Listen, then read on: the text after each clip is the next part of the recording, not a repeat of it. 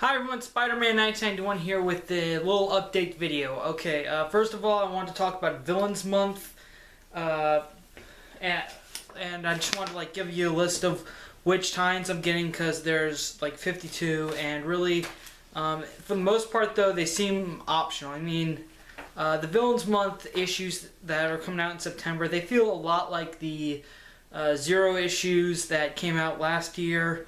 Really, I think whenever September rolls by, DC is going to be doing a lot of September is pretty much going to be their gimmick month, where they're either going to have Zero issues or they're going to have the .1 issues and stuff like this. Yeah, 'cause all the numbers for the Villains Month issues are .1, 23.1, 23.2, etc.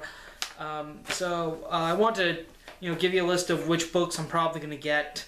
Okay, first of all, I did mention this in my recent weekly comic review that I was considering getting Forever Evil #1 now because of the way Trinity War ended. Well, I'm not entirely. I re-looked over it, and it's going to be 1 of 7 issues. I mean, right now on my pull list, I do feel like I am going to be dropping some titles, which you may have been hinted at with some of my reviews, but yeah, I mean, I would be willing, but since it's only going to be a 7-issue miniseries, and the first issue and the issues are only going to be $4, then it would be more like a little lateral move on my part. So I'd consider that. But okay, now for the real reason, the list. Okay, first off, these are pretty much all the Villains Month issues I'm going to get. Most of them are understandable. Some are my favorite villains. Others I will give a brief explanation.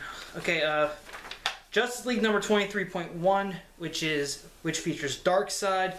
Darkseid's pretty much one of the main big bads of the DC universe.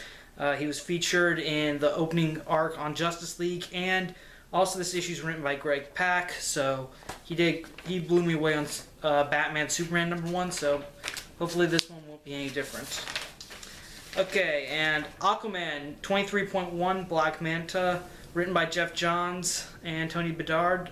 Well, Black Manta, Aquaman's arch enemy, we haven't really seen him since the others ended, and last time I checked, he was in Belle Reve Hospital. So now we're going to learn that. So now we're going to see his have a title with him, and I hope it's good. Jeff Johns has been doing a good job on Aquaman, so hopefully that'll be touched on. And also Aquaman 23.2, Ocean's Master. Again, it's written by Jeff Johns, but it's also written by Sterling Gates. And it says here that Ocean Master is free from Belle Reve and wants no part of the society. He just wants to go home to Atlantis. So, and obviously the big premise behind Forever Evil is that all the heroes are gone. So I guess now that Aquaman's gone, well, actually right now we know that the way Aquaman 23 ended is that he's unconscious. So my guess is Ocean Master will probably retake the throne of Atlantis during the 6 months Aquaman's knocked out. Alright, next up, The Flash 23.2, The Reverse Flash, written by Francis Manapult and Brian Buccellato. I'm really hoping I'm saying these names right. Buccellato. Yeah, pretty much it's the untold origin of the Reverse Flash. Who is he? Spoiler alert, Flash 23 already revealed. It is Iris West's brother, Danny. So now it's pretty much going to give us the big backstory issue. How he got his powers. What's his main motivation? Well, we do know that his motivation is to kill all the speedsters so that he can get the ability to turn time turn time backwards using the Speed Force. So, although why he wants to do that, hopefully this will answer it. And again, Reverse Flash is one of my favorite villains, so and I've been enjoying the Reverse Flash story arc, so I look forward to it. Action Comics number 23, featuring Lex Luthor. Lex Luthor is my favorite Superman villain. It's written by Charles Soule. I haven't heard of him before. I don't think I've read anything about his work. I hope it's good. But yeah, Lex Luthor is definitely is pretty much my favorite Superman villain, and I figured why not get the one shot with him. Right, next up, Batman number 23.1, The Joker, written by Andy Kubert. It's the Joker. enough said. And next up, Batman 23.2, The Riddler. Riddler isn't really a villain I'm a particularly big fan of, but I do like but he has been used a lot in Scott Snyder's Zero Year. Hopefully, though, this little one-shot that will be written by Scott Snyder, and it's also it's co-written by Scott Snyder and Ray Fox. So hopefully this will be another good story, maybe something that tells us the Riddler in the present time of the New 52. So, Scott Snyder, he's a good writer. He's done amazing work on Batman. Maybe this one shot just might be a stepping stone to a future story arc that does feature the Riddler. Green Lantern number 23.1, Relic. Pretty much this is going to be the big bad of Robert Venditti's first run on Green Lantern. The character just recently appeared in Green Lantern New Guardians number 23. Didn't read it. Hopefully we'll get... And apparently this is going to give us more backstory on who Relic is and what he's doing. So hopefully that'll be answered and give us some explanations behind what's going on in Green Lantern right now. Next up, Green Lantern and finally, the last one, Green Lantern number 23.4, Sinestro. It's written by Matt Kind. The last name is spelled Kindt. Sorry, I'm saying it wrong. Anyways, Sinestro, my favorite Green Lantern villain. So obviously that's why I'm getting it. Okay, yeah, that's pretty much my list of villains month. I'll probably retype it in the description in case just to make sure everyone. Probably just retype it in the description. Another thing I want to talk about is a format change to my channel.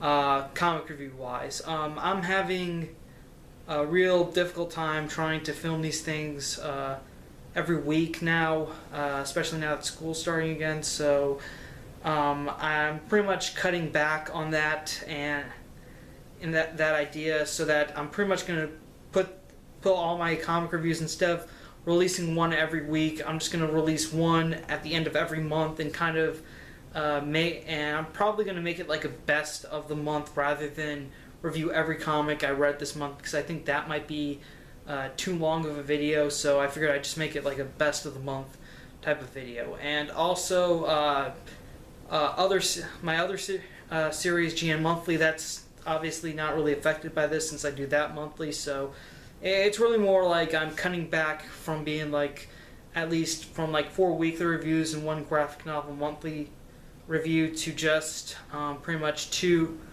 monthly reviews, 1 graphic novels, the other monthly issues. So yeah, that's pretty much what's happening. Also, I'm kind of looking forward to doing the whole. I'm actually looking forward to changing it with the best of the month, because sometimes I feel like I can say good things about some books, but then there are others that I just really don't really like anymore. Like, for example, my review on Young Avengers, I really didn't like talking about it that much. Yeah, granted, I'm a reviewer. I should tell people if a book is bad, so that way they don't waste money on it. But I feel like I could do better if I can just focus on some books that I like, and that's pretty much what I do with the best of the month. I haven't really figured out how I'm going to do it, if it's just going to be my favorites of the month, or if I should just do it like a top 5 video.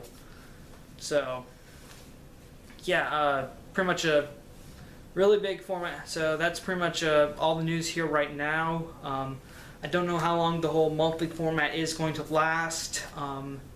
Maybe I'll get back to doing weekly reviews sometime in December, but until then, I'm not entirely sure. Maybe if enough people tell me they like the monthly review a lot more than the weeklies, then maybe I'll stick to that. So comment, let me know if this new format works for you, if you prefer it, or if you'd rather have me talking every week or so.